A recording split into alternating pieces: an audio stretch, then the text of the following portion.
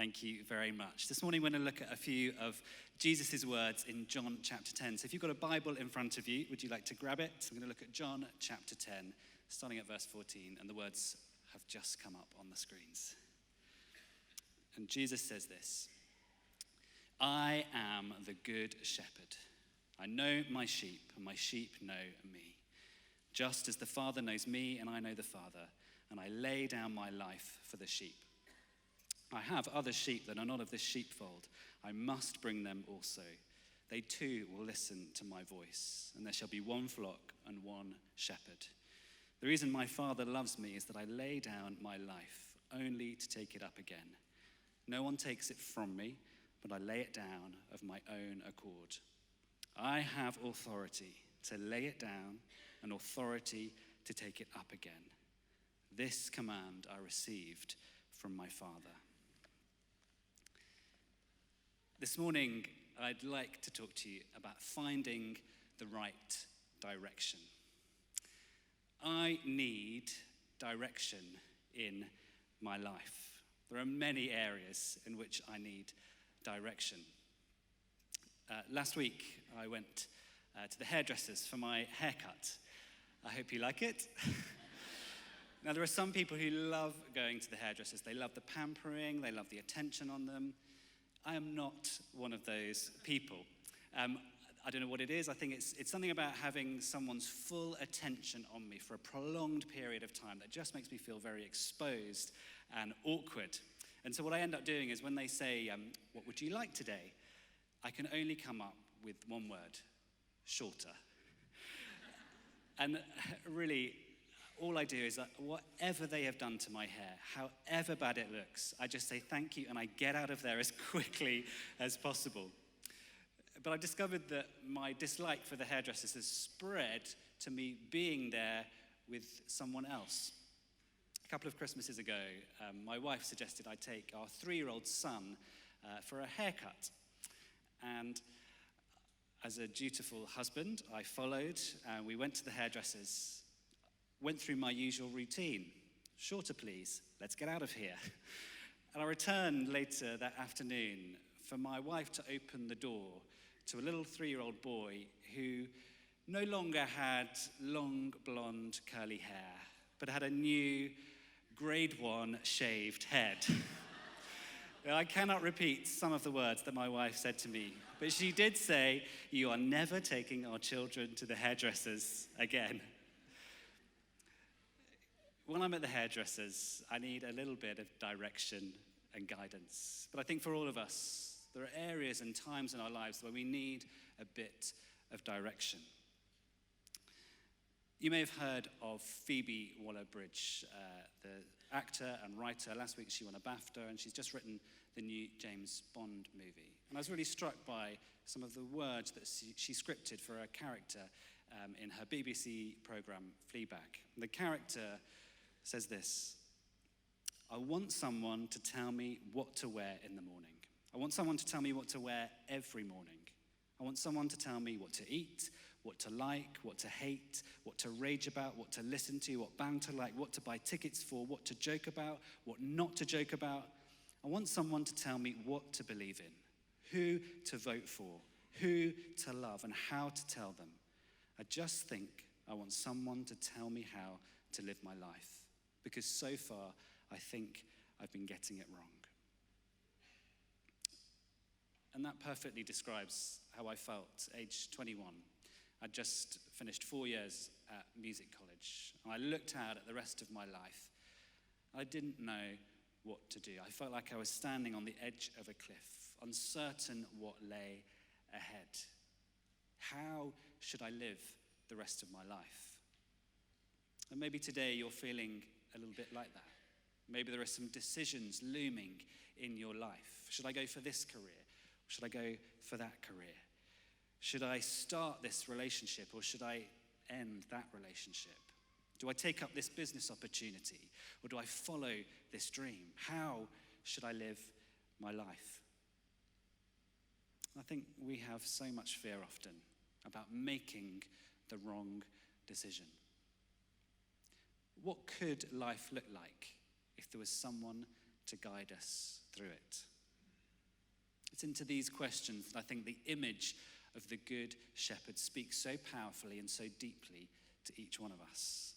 That there might be one who could lead you in the right direction. There might be one who could help you make the best decisions and guide you to a calm place. Jesus says, I am the Good Shepherd. He says he's able to help you find the right direction to deep satisfaction and peace. So this morning, I just want us to look at 3 ways we can find the right direction. Firstly, get to know the shepherd. You are known. Jesus said, I am the good shepherd. I know my sheep. He knows you completely. He knows where you are. Just as a shepherd knows the names of their sheep, knows what they look like, knows exactly where they're positioned. You are not invisible. You are known. But he continues, I know my sheep, and my sheep know me. Now, I like to think that I know London quite well. I know the major roads. I feel like I've got a good grasp of the tube map. But last week, I was invited to a party in Hackney, and my wife and I got in the car to make our way on the long journey from West London to East London. And as we got in the car, I thought to myself, I know the way. Let's just go. And after about 10 minutes, it became very apparent that we were completely lost. And I had to delve very deep into my heart, cut across all my pride and say, darling, please can you put the postcode into the sat-nav? Which of course, as soon as we did, we found the way. When I thought I was the most in control and well-directed, I was actually the most lost. But as soon as I asked for some direction, I was actually the most perfectly directed. A few months ago, I had a situation with someone I worked with. This person had said something not very nice to me that actually had hurt me quite a lot. And from then on, I found it so difficult to be around that person. I didn't know how to talk to them. I didn't know how to relate with them or to continue working with them. In that moment, I felt God say to me, involve me in this situation. Invite me in. And so what I felt led to do was to try and pray for this person who'd hurt me so badly.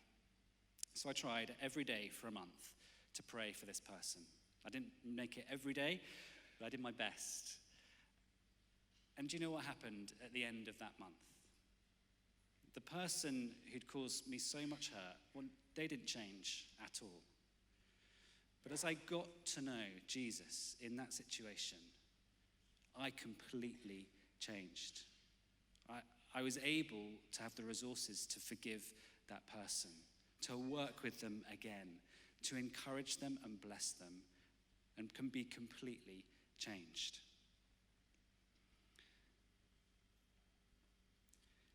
If you keep in contact with Jesus in every area of your life, if you involve him, he will revolutionize your life. And one of the great rewards of knowing him with you is that his presence with you validates what you are doing right now. You might be in a job that you dislike. You might be in a course that you cannot wait till it's finished. You might be in a season that's just quite tricky.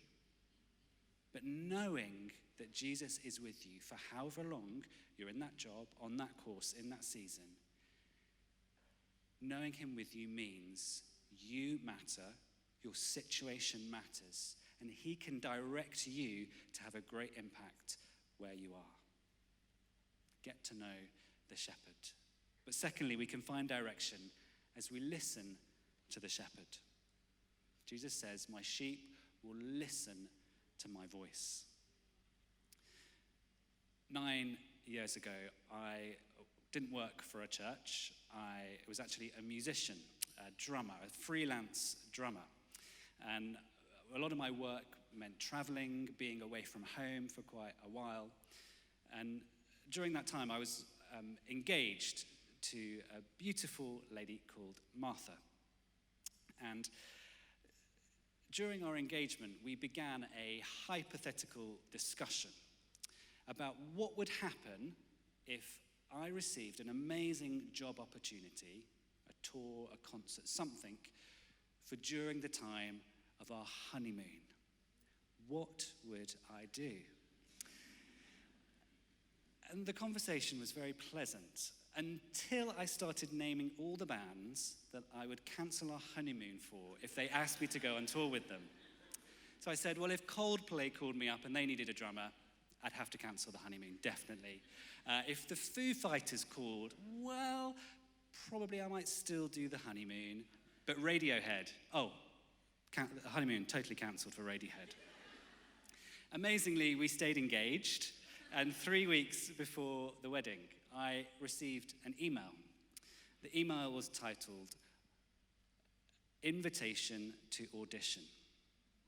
I opened the email, and it was an invitation to be part of a new show. And it turned out that it was to be part of a group of drummers performing with Michael Jackson on his 50-night This Is It series of concerts at the O2 Arena.